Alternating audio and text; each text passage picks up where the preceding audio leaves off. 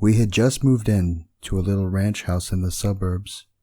Storybook neighborhood, quiet, friendly, neighbors, picket fences, the whole 9 yards. Suffice it to say that it was supposed to be a new start for me. A recently single dad and my 3-year-old son, a time to move on from the previous year's drama and stress. I viewed the thunderstorms as a metaphor for a fresh start. One last show of theatrics before the dirt and grime of the past would be washed away. My son loved it anyway, even with the power out. It was the first big storm he'd ever seen. Flashes of light flooded the bare room of our house, imparting unpacked boxes with long creepy shadows, and he jumped and squealed as the thunder boomed. It was well past his bedtime before he'd finally settled down enough to go to sleep. The next morning I found him awake in bed, smiling. "I watched the lightning show at my window," he proudly announced. A few mornings later, he told me the same thing. "You're silly," I said. "It didn't storm last night. You were only dreaming." "Oh." He seemed somewhat disheartened. I ruffled his hair and told him not to worry. There should be another storm soon.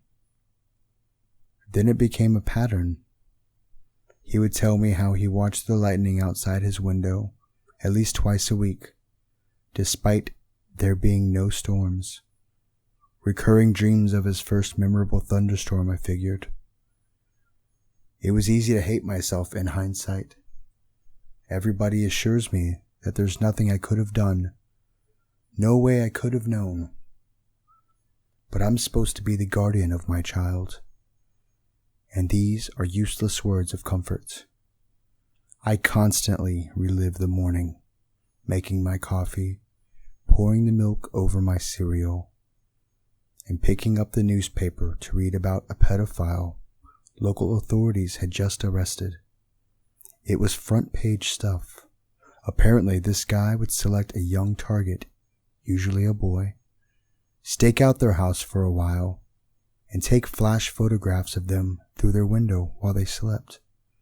Sometimes he did more. My stomach sank as the connection was made. At the time, it was merely something from a child's imagination. In retrospect, it is the scariest thing I've ever heard. About a week before the predator was caught, my son came up to me in his pajamas. "Guess what?" he said. "What?" "No more lightning at my window." I played along. "Oh, that's nice. It finally died down?" "No, now it's in my closet."